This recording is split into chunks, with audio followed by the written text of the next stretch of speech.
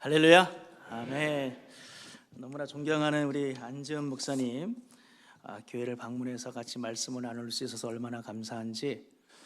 저는 처음에 초대를 받고서 우리 안 목사님 왜 저를 이렇게 초대를 하셨을까? 왜냐하면 저보다 목회도 훨씬 잘하시고 제가 봤을 때 정말 뛰어나신 목사님이에요. 할렐루야.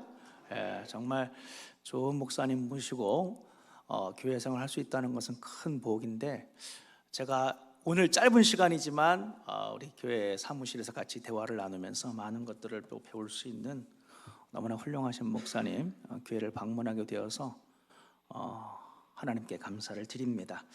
오늘 본문의 말씀을 통하여서 세상의 소금과 빛이라고 하는 제목으로 말씀을 나눌 텐데요, 오늘 말씀은 사실 여러분이 다 잘 아는 말씀입니다. 너희는 세상의 누구라고요? 소금이다. 너희는 세상의 빛이다 라고 하는 거. 그래서 우리가 세상의 소금과 빛이다 라고 하는 이 말씀입니다. 오늘 13절 말씀 보면 너희가 세상의 소금이니, 그러면서 뭐라 그러냐면은 소금이 맛을 잃어버리면 짜게 할 수가 없다. 그래서 그 맛을 잃으면 무엇으로 짜게 하리요? 아무 쓸데없어 다만 밖에 버려져 사람에게 밟힐 뿐이다 라고 하는 말씀을 줍니다. 그러니까 여러분, 이 소금이라고 하는 것은 이 짠맛이 핵심이잖아요. 그러니까 뭐냐면은 소금이라고 하는 것은 뭔가 이렇게 작용을 하는 거예요. 영향력이 있다라고 하는 겁니다.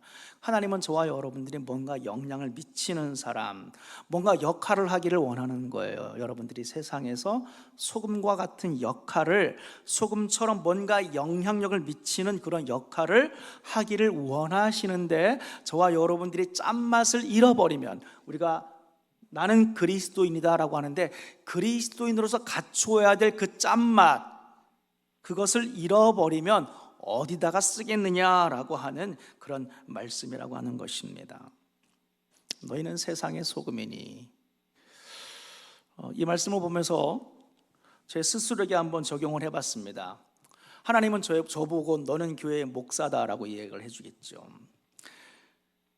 저는 교회의 목사인데, 목사로서 깨어있지 않으면, 날마다 하나님의 말씀 앞에 나아가고 그 말씀으로 살아내지 않으면, 그 나를 통과한 하나님의 말씀을 내가 전하는 그런 말씀의 능력을 잃어버린다면 어디에 쓸 수 있겠어요?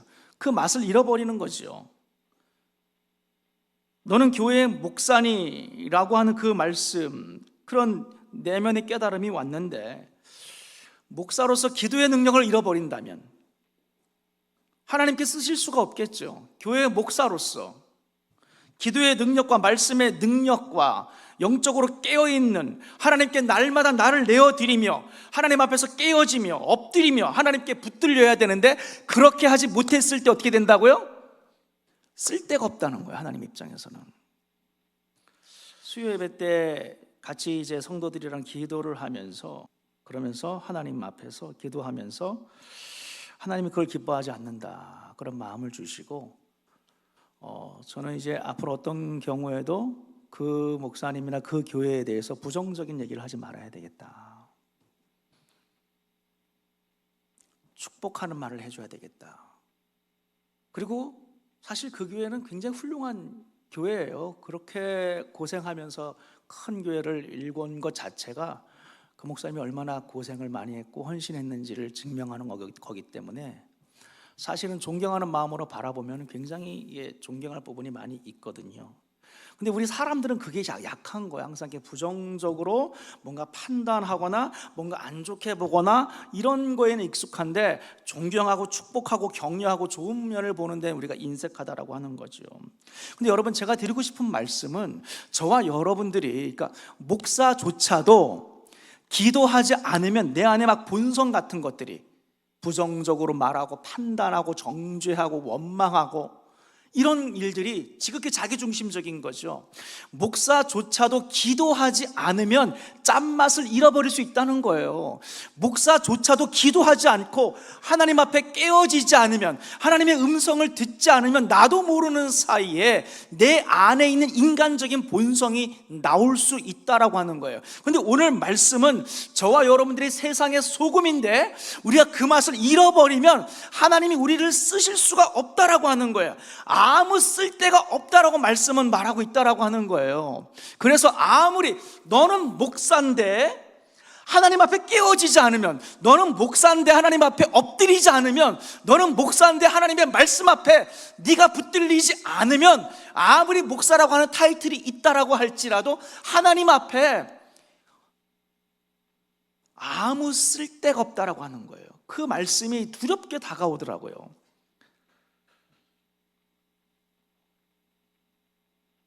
짠맛을 잃어버리면 내가 무엇으로 목회하리요? 출애굽기를 보면 출애굽 1세대가 이제 출애굽을 하지 않습니까? 광야에서. 그러다가 이제 가나안 땅에 들어가기 전에 12정탐꾼을 가나안 땅으로 보냅니다. 여러분 잘 아시는 이야기죠. 그 중에서 10명, 그 다음에 2명 나뉘지 않습니까?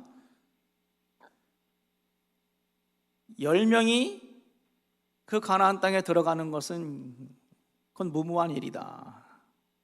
거기는 안악자손이 살고 있고 그들에 비하면 우리는 메뚜기에 불과하다라고 하는 그런 보고를 하게 되고, 이스라엘 백성들이 동요하게 되면서 모세가 우리를 그냥 죽이려고 여기까지 끌고 왔구나, 다시 돌아가야 된다라고 하는, 우리 처자식들 다 죽게 생겼다라고 하는 그런 원망과 사람들이 이제 동요를 하게 되면서 이제 불신앙적인 반응을 보이게 됩니다.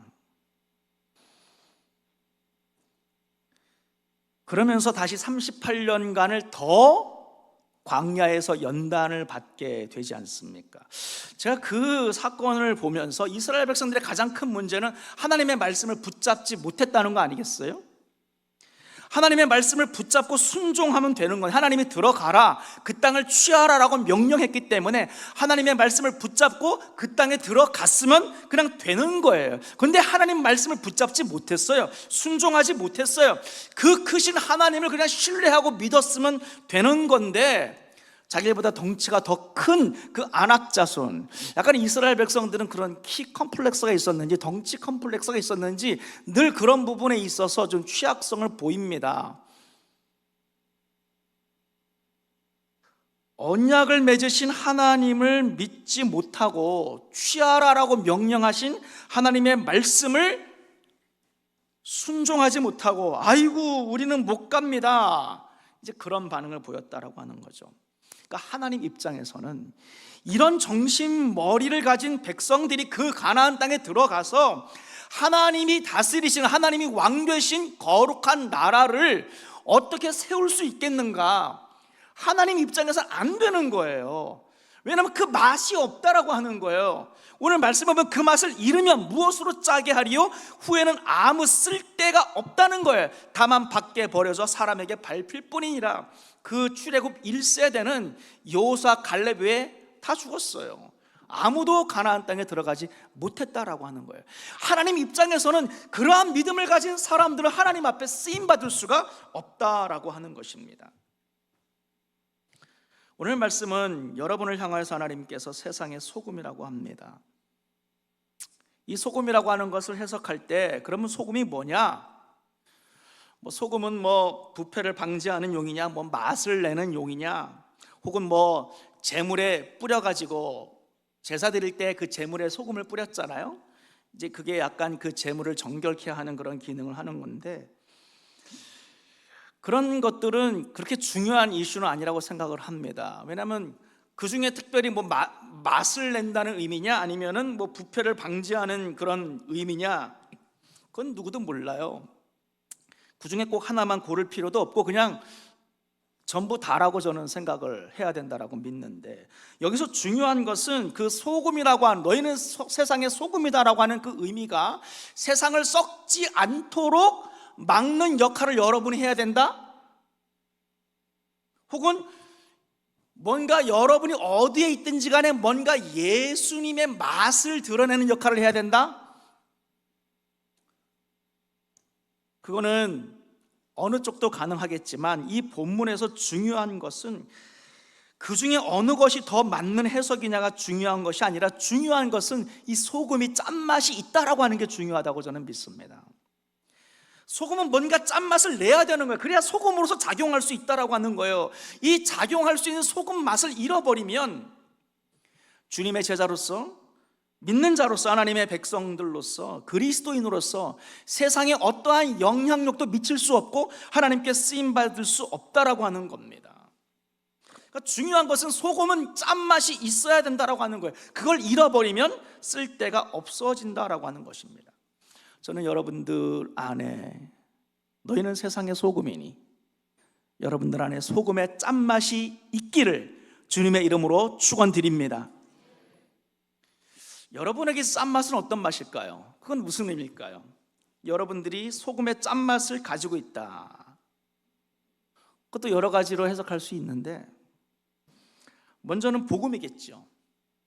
여러분들 안에 복음이 살아있는 것, 여러분들이 복음의 사람이 되는 것, 예수 그리스도의 복음이 여러분 안에 충만한 것, 이게 가장 중요한 거겠죠. 요한복음 3장 16절 말씀처럼 하나님이 세상을 이처럼 사랑하사 독생자를 주셨으니 이는 그를 믿는 자마다 멸망하지 않고 영생을 얻게 하려 하심이라. 하나님이 세상을 이처럼 사랑하사, 그게 복음이에요. 하나님이 여러분들을 이처럼 사랑하사 독생자를 주셨으니. 하나님이 여러분을 사랑하시는 것을 믿으십니까? 아멘. 그 사랑을 체험하는 게 저는 복음의 출발이라고 생각해요. 우리 하나님은 얼마나 좋으신 분입니까? 우리 하나님은 얼마나 선하신 하나님이십니까? 그 선하시고 좋으신 하나님을 깊이 만나는 저와 여러분들이 되기를 바랍니다. 그 하나님의 은혜, 그 하나님의 긍휼, 그 하나님의 자비는 끝이 없어요. 여러분이 상상할 수 있는 가장 최대치의 하나님의 은혜, 하나님의 은혜는 이 정도일 거야, 하나님의 사랑은 이 정도일 거야, 하나님의 자비는 이 정도일 거야 라고 생각하는 그 최대치의 상상보다, 그 상상은 어떻게 보면 태평양 바다에 물 한 바가지 정도밖에 되지 않을 거예요. 무슨 말씀이냐면, 우리가 믿는 그 하나님의 은혜와 사랑과 자비는 우리가 상상할 수 없을 정도로 크신 하나님이신 줄로 믿습니다. 저는 죄를 짓습니다. 저는 넘어집니다. 저는 허물이 많아요. 그럼에도 불구하고 제 모든 죄를 우리 하나님께서 독생자를 주셨으니, 우리 주 예수 그리스도의 그 대속의 은혜를 통하여서 저의 모든 죄는 용서받은 줄로 믿습니다. 여러분의 모든 과거와 현재와 미래의 죄는 용서받은 줄로 믿습니다. 그런 의미에서 여러분들은 죄인일까요? 아니면은 성도일까요? 여러분들은 죄가 있지만 용서받은 하나님의 성도들인 줄로 믿습니다. 그게 복음이에요. 우리는 죄를 짓지만 그러나 하나님 앞에 죄인으로 취급받지 않는 것. 저와 여러분들 안에 얼마나 못난 모습들이 많이 있습니까? 우리 안에 얼마나 허물이 많습니까? 저도 스스로 목사지만 매주 설교하지만 우리 예수 믿는 사람들이 어떤 성품, 인격 좋아봐야 얼마나 좋겠어요. 거룩해봐야 얼마나 거룩하겠어요. 우리는 하루에도 여러 번 넘어지지 않습니까? 우리 안에 얼마나 인간적인 모습들이 얼마나 많이 있습니까? 얼마나 탐욕이 많이 있습니까? 얼마나 교만합니까? 얼마나 자기중심적입니까? 우리는 얼마나 불신앙적입니까? 우리 안에 그런 모습들이 많이 있음에도 불구하고 우리 하나님 아버지의 그 사랑, 우리 하나님 아버지의 그 은혜, 우리 하나님 아버지의 그 자비는 그러한 여러분의 모든 죄를 완전히 뒤엎고도 남음이 있는, 그래서 우리는 어떤 경우에도 하나님 아버지께서 나는 너에게 실망했다, 내가 그토록 너에게 많은 은혜와 자비와 사랑을 베풀었건만 너는 어쩜 그렇게 변하지 않니? 너에 대한 나의 사랑을 거두지 않아요. 하나님은 여러분들이 더 잘 산다고 하나님이 더 많이 사랑하는 게 아니에요. 하나님의 사랑은 가감이 없어요. 하나님의 사랑은 동일한 사랑인 줄로 믿습니다. 여러분들이 아직 원수 되었을 때조차도 우리 하나님께서는 여러분들을 사랑하셔서 여러분들을 위하여 예수 그리스도를 십자가에 못 박게 하신 하나님이신 줄로 믿습니다. 그러니까 우리가 그 하나님의 사랑과 은혜와 자비를 알면 알수록 우리는 그 하나님 아버지 앞에 엎드리지 않을 수 없고, 나 같은 죄인이, 그래서 사실 저는 그런 생각이 들어요. 너희는 세상의 소금이니 짠맛을 이야기하는데, 제가 하나님 앞에 이런 말씀 준비하면서, 또 심지어 제가 뉴저지에서 뉴욕 넘어오면서 차에서 뭐 하겠어요? 기도하면서 올 거 아니에요. 하나님, 제가 세상의 소금이라고 했는데 제 안에 정말 짠맛이 있나요? 저는 얼마나 짤까요? 저라고 하는 그 소금이, 그 소금기를 얼마나 제가 잃어버리지 않고 갖고 있을까 생각을 해보면 여전히 부족해요. 여전히 부족해요. 그런데 그럼에도 불구하고 하나님 아버지께서 나의 모든 허물과 죄악을 용서해 주시고 저를 축복하시고 저를 사랑하시며 너는 여전히 세상의 소금이다라고 말씀하시는 그 하나님의 은혜를 저와 여러분들이 체험하게 되기를 주님의 이름으로 축원드립니다. 저에겐 딸이 2명이 있습니다. 큰애가 이제 27살이 되고요, 작은애가 이제 24살이 3살이 되죠. 23살이 되죠. 그렇게 안 보이죠? 예. 제가 24살에 결혼을 해가지고요, 예. 미국에 유학을 와서 저는 캘리포니아에 먼저 왔는데 그래서 미국 신학교에 이제 MDB를 하려고 유학을 왔어요. 그러면서 이제 풀타임 학생이면서 유학생이면서 이제 대학원이니까 이제 9 크레딧, 그러니까 3과목을 들어야 돼요. 미니멈 3과목 혹은 4과목을 들어야 그 학생 비자가 유지가 되잖아요. 그렇게 하면서 최선을 다해서 공부하고 사역하고 아이들을 키웠습니다. 물론 부족한 게 많이 있어요. 이제 딸들이 27, 20 이제 3살 돼서 이제 어떤 의미에서는 다 키웠죠. 그래도 여전히 저는 날마다 우리 딸들을 바라보고 생각하고 내가 도울 수 있는 부분이 없는가 늘 생각하고 늘 바라봅니다. 이런 걸 이제 영어로 fatherhood라고 그러죠. 부성이라고 그래요. 부성. 아버지 됨이죠. 저는 언젠가는 그렇게 생각했어요. 내가 아버지가 되고 보니까 이런 나의 아버지 됨의 모습 속에서 내가 자녀들을 대하는 아버지로서 내 아이들한테 대하는 그런 아버지로서의 애틋한 사랑, 보살핌, 헌신, 이런 것들을 보면서 하나님 아버지가 나한테 그렇게 하셨구나. 나의 부성을 통해서 하나님을 이해하는 게 맞다라고 생각을 했는데, 근데 어느 순간 깨닫게 되는 것은 그게 아니더라는 거예요. 순서가 잘못됐더라고요.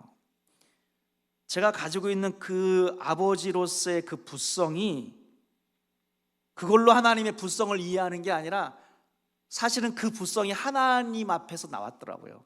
하나님 아버지의 그 부성이, 하나님 아버지께서 나를 향한 그 아버지 됨의 사랑, 하나님 아버지가 자녀인 나를 향한 하나님 아버지의 사랑과 돌보심과 붙잡아 주심과 그 애틋한 하나님 아버지의 그 사랑에서 그 부성이 하나님에게서 나온 거지, 내가 가진 부성으로 하나님을 이해하는 게 이게 순서가 틀렸다라고 하는 것을 알게 되었습니다. 저는 우리 자녀들을, 우리 딸들을 바라보면서 저는 가끔 가다가 스스로 혼잣말로 되뇌입니다. 나는 너희들을 위해서 나는 뭐든지 할 수 있어. 그게 제 솔직한 심정이에요. 그런데 이런 모든 것들이 하나님께서 나온 것을 알고 나서 하나님이 나를 바라보면서 나는 너를 위해서 나는 뭐든지 할 수 있어.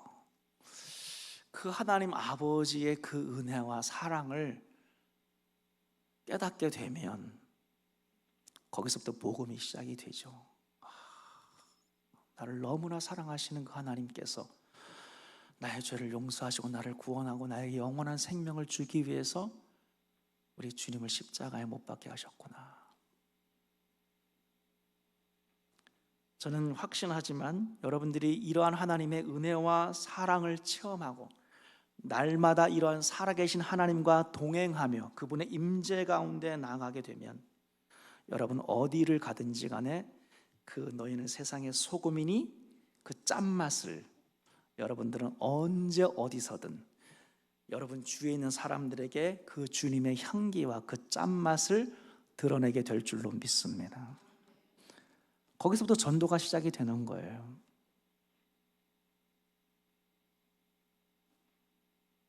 이 복음을 제대로 알게 되면, 이 엄청난 하나님의 은혜를 알게 되면 이 놀라운 소식, 나를 향한 하나님 아버지의 그 엄청나신 사랑, 어떤 죄인일지라도 구원하시고 자유케 하시고 새 생명을 주시는 그 하나님의 사랑과 은혜를 여러분들이 충만하게 깨닫게 되면 여러분들은 복음의 사람이 되며 어디를 가든지 간에 그 복음을, 그 하나님의 사랑과 은혜를 전하지 않고서는 견딜 수가 없는, 하나님의 사랑과 은혜를 저 사람이 깨닫게 되면 저 가정이 변화될 텐데, 하나님이 저 영혼을 얼마나 사랑하시는지 여러분들이 알기 때문에 그 영혼을 위해서 기도할 수밖에 없고, 저 가정이 교회에 나오게 되면, 저 가정이 예수님 앞에 나오게 되면 저 가정의 모든 문제가 완벽하게 해결될 것은 아니지만 그럼에도 불구하고 그 어려운 고난의 삶의 현장 속에서 그 하나님의 은혜와 사랑으로 이겨낼 수 있는 용기와 격려를 얻을 텐데 여러분이 알잖아요. 그러니까 전도하지 않을 수가 없는 거예요. 그 사람들에게 기도하지 않을 수 없는 거예요. 기도하면서 하나님 저 가정에 복음이 들어가게 해주세요, 저 가정에 교회에 나오게 해주세요. 그러면 저 가정이 살 텐데, 저 가정이 하나님을 믿기만 하면, 그 하나님 아버지의 사랑을 깨닫게 되면 저들도 뭔가 힘을 얻을 수 있을 텐데, 하나님만이 해답이잖아요. 하나님이 분명히 일으켜 주실 텐데. 그러니까 저와 여러분들이 소금으로서의 짠맛을 갖고 있기만 하면 우리는 이 전도와 선교, 우리의 주위에 있는 그 수많은 사람들에게 주님의 복음을 전할 수 있는 사람이 될 줄로 확신하고, 저는 여러분들이 그러한 사람들이 되기를 주님의 이름으로 축원드립니다. 그러려면 여러분들 안에 이 복음에 이 짠맛이 있어야 되는 거예요. 없는 것을 줄 수는 없잖아요. 마태복음에 보면 하나님께서, 예수님께서 뭐라 그러냐면 저 공중의 새를 보라, 저 들의 백합화를 보라, 저 들풀을 보라. 공중의 새 모아들이지도 않는데 백합화, 들풀 길쌈도 하지 않고 하는 게 없잖아요. 그런데 하나님께서 다 입히신다라고 말씀하십니다. 그러면서 의미심장한 말씀을 하시죠. 하물며 너희일까 보냐. 저는 이 말씀이 참 충격으로 다가왔습니다. 그러니까 우리 예수 믿는 사람들은 그 공중의 새를 보면서 저 공중의 새들은 하는 게 하나도 없는데 하나님이 다 입히시고 기르시는 그 하나님의 돌보심을 우리는 그 공중에 날아다니는 새를 보면서 볼 수 있는 믿음의 관점이 없는 거예요. 그 들의 백합화라든가 들풀을 바라보면서 솔로몬의 영광보다 더 크게 입히신 그 하나님의 돌보심, 우리는 그것을 바라볼 수 있는 눈이 없는 거예요. 그런데 저와 여러분들이 전도를 하려면 우리 일상생활 속에서 하나님께서 얼마나 저와 여러분들을 돌보시는지, 저 공중의 새와 들의 백합화까지도 하나님께서 저렇게 입히시는 것인데 하물며 너희일까 보냐. 주님이 말씀해 주잖아요. 그 들의 백합화와 공중의 새까지도 하나님께서 돌보시고 거기에 하나님의 은혜가 있다라고 하는 거예요. 하나님의 다스림이 있다는 거예요. 근데 하물며 여러분들은 어떻습니까? 여러분의 일상생활 속에서 어떤 사람들은 기도할 때에 방언으로 기도하고 또 어떤 뭔가 엄청난 하나님의 기적을 경험할 때만 하나님께서 역사하시는구나, 그건 누구나 고백할 수 있죠. 어떤 선교의 현장에서 엄청난 뭔가 기적이 벌어질 때, 기도의 응답이 일어날 때 우리는 하나님께서 역사하셨다라고 고백하는 거 누구나 할 수 있어요. 그러나 중요한 것은 여러분의 매일매일의 일상생활 속에서 하나님이 얼마나 여러분들 가운데 열심히 역사하시고 일하시는지 저와 여러분들이 그걸 볼 수 있는 눈이 있어야 일상생활 속에서 예수 없이 살아가는 그 수많은 사람들에게 형제님, 자매님, 형제님 혼자 아니에요. 제가 보기엔 하나님이 형제님 삶 속에 벌써 지금 일하고 계세요. 제가 기도하는데 하나님께서 분명히 형제님, 자매님 가정 가운데 하나님께서 분명히 어떤 일들을 행하실 거예요. 제가 드리고 싶은 말씀은 먼저 세상에 소금된 저와 여러분들이 우리의 삶 속에서 매일매일의 크고 작은, 그걸 일상이라고 그러죠. 일상의 삶 속에서 일하시고 돌보시고 역사하시는, 여러분을 입히시는 그 하나님의 놀라우신 은혜와 돌보심과 하나님의 다스림을, 하나님의 섭리를 저와 여러분들이 깨닫고 있냐는 거예요. 그게 보여야 되는 거예요. 그걸 봐야지 간증할 수 있는 거예요. 우리가 1년에 한 번 뭔가 대단한 간증거리가 있어야만 간증을 한다? 어느 세월에 전도하겠어요? 어느 세월에 간증하겠어요? 그게 아니라 매일매일의 삶 속에서 날마다,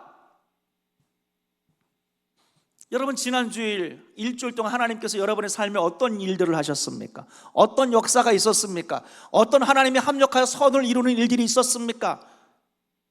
그러한 것들을 여러분이 만나는 사람들마다, 아직 하나님을 모르는 사람들마다, 그 사람들이 모르는 건 당연해요. 그래서 누군가는 전해주어야 돼요. 누군가는 증언해줘야 돼요. 하나님의 살아계심을. 누군가는 간증해줘야 돼요. 하나님께서 날마다 우리와 함께하고 있음을, 기도하면 하나님이 응답하시는 분이라고 하는 것을, 우리가 하나님을 의지하면 하나님께서 반드시 우리를 책임져 주시는 분이라는 것을, 나는 혼자인 줄 알았는데 내가 혼자가 아니더라, 보이지 않는 하나님의 손이 나를 붙잡고 계시더라 라고 하는 것을 누가 증언해 주겠어요? 누가 간증해 주겠어요? 바로 여러분들이 그 일을 하셔야 된다라고 하는 거예요. 그러려면 볼 수 있어야 돼요. 볼 수 있어야 돼요.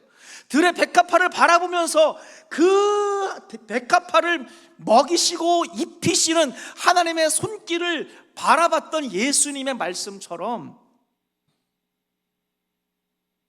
믿음은 안 보이는 걸 볼 수 있는 능력이잖아요. 그러려면 저와 여러분들이 얼마나 많이 묵상해야 되겠어요? 그러려면 저와 여러분들이 얼마나 기도의 자리로 나아가야 되겠습니까? 깊이 하나님을 묵상하는 가운데, 깊이 하나님의 말씀 앞에 나아가는 가운데, 깊이 하나님 아버지 앞에 날마다 깊은 기도와 간절한 기도로 하나님 앞에 나아갈 때에 날마다 나와 동행하시고 함께 하시는 그 하나님과 함께 살아가기 위해서 애쓰는 여러분의 믿음의 삶이 있을 때에 여러분들은 일주일에도 여러 번, 아니 하루에도 여러 번 하나님께서 얼마나 여러분들을 사랑하시고 입히시는지, 그분이 살아계신지, 그걸로 전도하는 거예요.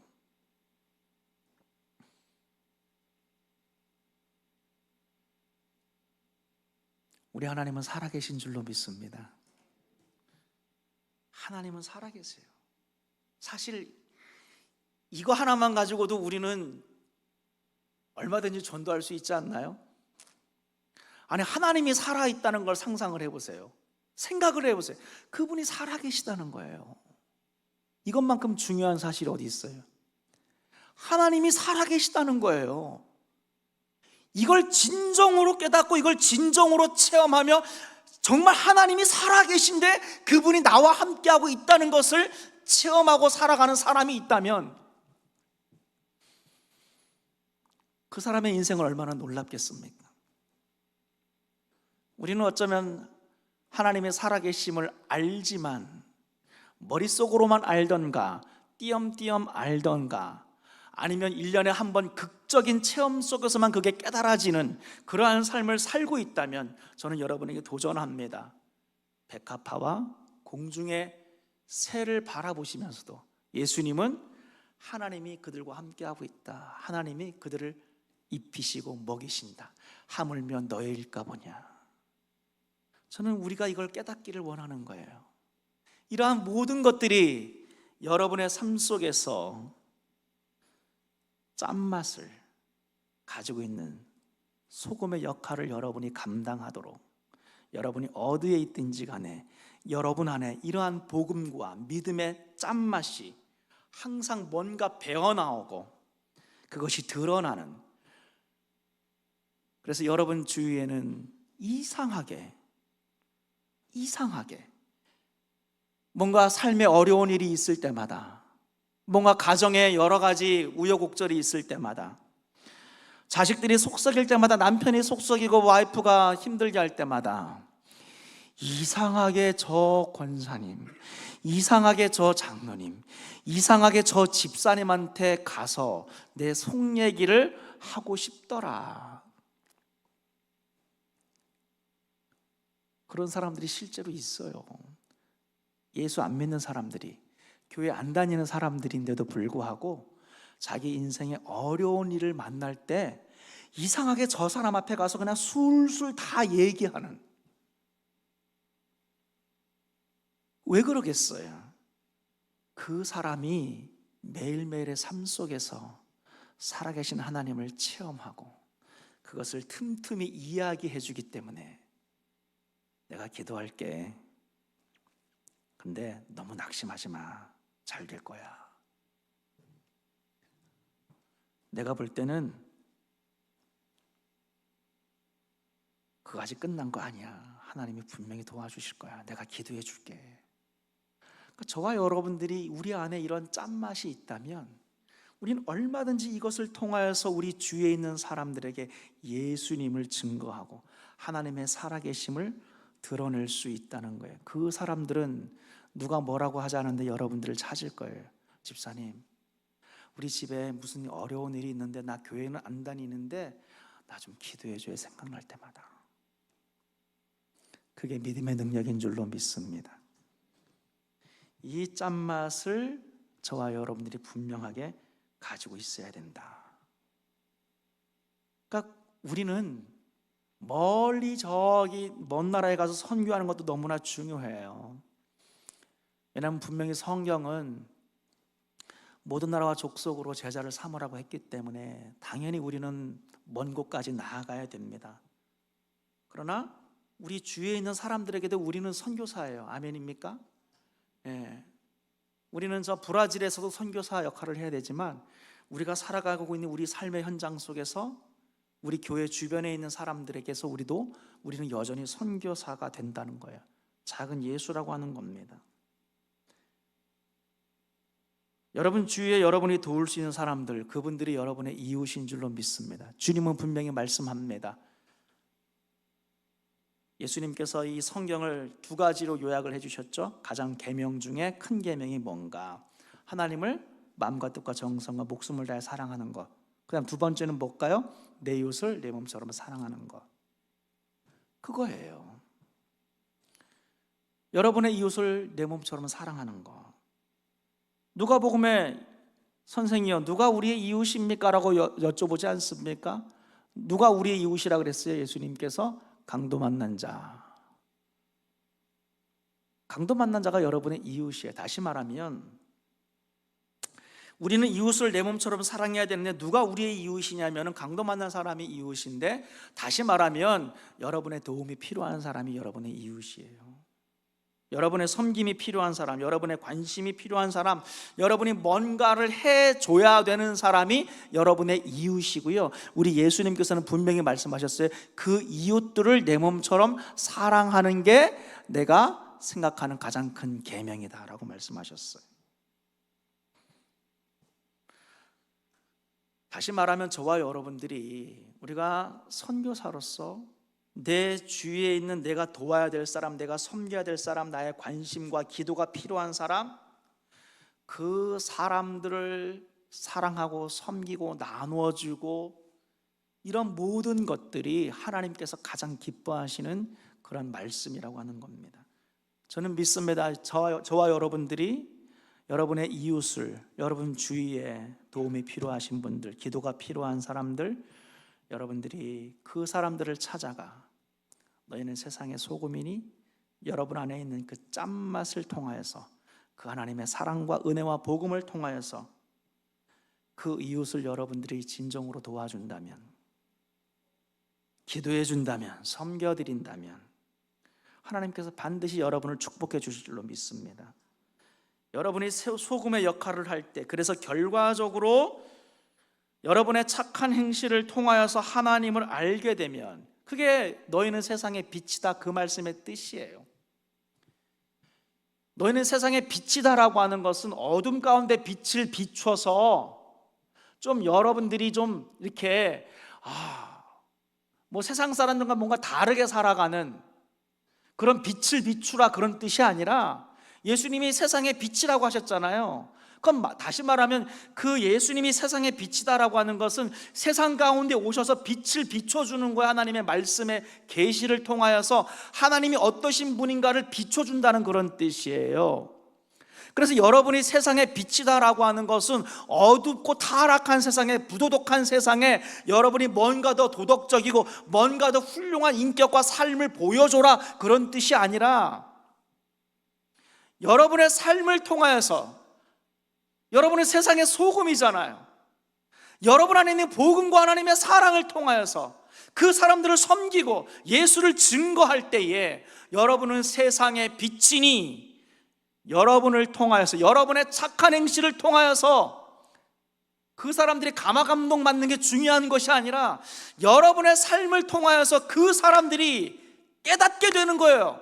하나님이 살아계시구나라고 하는 것을 여러분을 통해서 하나님이 보여지는 거예요. 그게 빛이다라고 하는 뜻입니다. 여러분은 세상의 빛으로서 무지몽매한 사람들, 하나님을 모르는 사람들, 하나님을 못 보는 사람들에게 하나님이 이런 분이다라고 하는 것을, 예수님이 이런 분이다라고 하는 것을 여러분이 빛을 비춤으로 하나님을 만나게 하는 게 바로 세상의 빛이다라고 하는 그런 뜻이에요.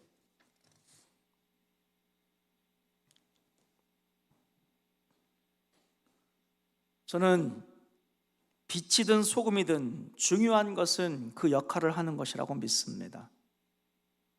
저는 여러분들이 그런 역할을 하기를 원해요.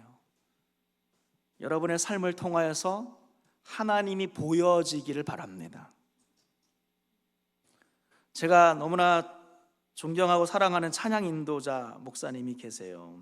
그분은 제가 대학 때부터 20살 때부터 알고 지내던 사이인데, 저는 대한민국에서 찬양 인도자 뛰어난 분 두 분을 꼽으라 그러면 그분이 두 명 중에 한 분이라고 저는 생각을 하고, 저뿐만 아니라 많은 사람들이 그런 평가를 하는 귀한 목사님입니다.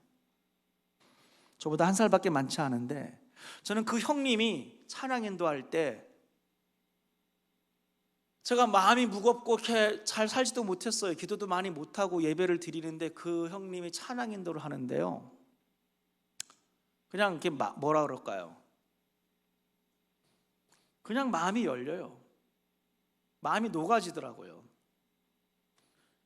근데 한두 번이 아니에요. 매번 그래요. 매번. 제가 생각했어요. 그분이 찬양 인도를 얼마나 잘하길래, 얼마나 대단한 스킬을 가지고 있길래, 얼마나 많은 익스피리언스를 가지고 있길래 이렇게 회중들의 마음을 녹여가면서 찬양 인도를 잘하실 수 있을까? 근데 그게 아니었더라고요. 나중에 깨닫게 됐어요, 저 스스로. 저 형님 자체가 하나님 안에서 날마다 하나님과 동행하는 삶을 살고 예수님을 닮은 성품을 가지고 있으면서 겸손과 온유의 성품을 가지고 있어서 그분을 통하여서 자연스럽게 하나님의 은혜와 사랑이 느껴지는 거예요. 그분이 찬양 인도를 기타를 한번 쭉 내리면 제 마음이 녹아지는 거예요. 마음이 그냥 무장해제가 되는 거예요. 제가 드리고 싶은 말씀 바로 그런 부분이에요. 여러분을 통하여서 여러분이 세상의 빛으로서 누구를 만나든지 간에 여러분의 모습 속에서 다른 사람들이 뭔가 하나님의 은혜를 깨닫게 되고 하나님의 사랑을 깨닫게 되고, 나도 기도해야 되겠다, 나도 교회 다녀야 되겠다 라고 하는 그런 생각.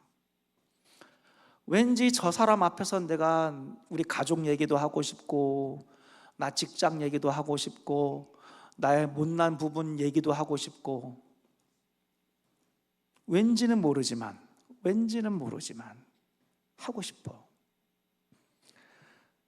그거는 설명할 수 없는 부분이긴 하지만 분명한 것은 저와 여러분들이 우리가 세상의 소금으로서 그 짠맛을 갖고 있다면, 저와 여러분들이 분명히 세상의 빛으로서 나를 통하여서 하나님이 드러나게 할 수 있다면 얼마든지 우리의 삶에 일어날 수 있는 일이라고 믿습니다. 제가 메릴랜드 어떤 세미나 가서 그 1000명 되는 그 교회 목사님인데, 보통 있잖아요, 이렇게 큰 교회, 제가 남가 사랑의 교회 출신이에요. 그 캘리포니아에서 사랑의 교회 제가 있을 때는 성도들이 10,000명이었어요. 그래서 그 큰 교회 10,000명, 말이 10,000명이지, 물론 주일학교까지 다 포함된 거지만 제가 청년부에 있었는데 청년부가 750명이었어요. 근데 그 큰 교회에서 이렇게 목회자 세미나 하면은 이렇게 뭐라 그럴까요? 이게 계급도 아닌데 이상하게 큰 교회 목사님들은 자기들끼리 놀아요. 이렇게 얘기를. 작은 교회 목사님들은 이렇게 잘 못 껴요. 왠지 모르겠어요. 근데 그 메릴랜드 그 1000명 되는 교회 목사님 갔을 때 너무 많은 위로를 받았어요. 전혀 이런 위화감이 없어요. 뭔가 의식하는 마음 자체가 없어요. 그분이 너무 겸손한 거예요. 그분의 사전에는 큰 교회, 작은 교회 개념 자체가 없는 거예요. 그래서 너무나 많은 격려와 축복을 받고 위로를 받고, 그냥 있는 모습 그대로, 목사님 우리 교회는 이렇고요 저렇고요 저렇고요, 저는 사역이 이런 식으로 하고요, 나를 피할 필요가 없는 거예요. 교인이 뭐 예를 들어 50명인데 60명이라고 거짓말할 필요도 없는 거예요. 기 안 죽으려고. 그냥 그분 앞에서 있는 모습 그대로 얼마든지 얘기할 수 있는, 왜? 그분 자체가 종의 모습을 가지고 있더라고요. 아, 그분은 세상의 빛이구나. 그분을 통하여서 하나님의 그 얼마나 그 겸손하신 하나님의 모습이, 우리 예수님은 종으로서 오신 분이신데, 너희는 큰 자가 되길 원하면 작은 자가 되라, 너희는 섬기는 자가 되라고 말씀하신, 마지막 돌아가시기 전에 제자들의 발을 씻기신 그 겸손하신 주님의 모습, 그 목사님이 그 주님을 비춰주더라고요. 저는 깨닫게 됐어요. 아, 우리 하나님이 그러신 분이시지. 그분은 세상의 빛이었다라고 하는 거예요. 저는 바라기는 오늘 이 자리에 참석하신 여러분 모두가 세상의 소금으로서, 세상의 빛으로서 역할을 하기를 주님의 이름으로 축원드립니다. 여러분 주위에 교회 다니지 않는 사람들에게 뭔가 여러분들이 역할을 하기를 원해요. 뭔가 작용이 일어났으면 좋겠어요. 여러분이 뭔가 나는 영향력을 발휘해야지 라고 해서가 아니라 그냥 자연스러운 영향력이 드러났으면 좋겠어요. 그래서 그 사람들이 여러분을 통하여서 우리 뉴욕 충신교회 왔으면 좋겠어요. 사실 저는 우리 존경하는 우리 안재현 목사님 초대해 주셔서 왔지만, 사실 저는 여러 가지 목회적인 측면이나 전도나 선교 측면에서 보면 저는 오히려 배워야 될 입장이지 제가 이렇게 말씀을 나눌 입장이 아니에요. 너무나 잘하고 계세요. 너무나 훌륭하세요. 제가 도전을 받아요. 저희 교회는 몇 년 전까지만 해도 저희도 자체 건물이 있었어요. 저는 자체 건물이 2개나 있던 교회 담임 목사였어요. 할렐루야. 제가 처음 그 부임했을 때에 이 본당에 한 1000명 정도 앉을 수 있는 교회였어요. 근데 뭐 롱스토리니까 그냥 어찌됐건 결과적으로 힘들어졌어요. 모기지 빚 때문에 옥션으로 팔리기 한 10일 전쯤에 가까스로 그것을 막고, 그걸 빚잔치 한다 그러죠. 빚을 다 갚고 나서 이제 했는데, 제가 드리고 싶은 말씀은 그때에 이 교회가 가지고 있는 빚 때문에 아무것도 못했어요. 근데 그게 버릇이 되더라고요. 제가 제 목회를 바라볼 때에 전도도 안 하고 선교도 안 하고 하나님을 위해서 아무것도 안 하는 거예요. 근데 그 하나님이 기뻐하시는 게 아니거든요. 뭔가를 해야 되는 거예요.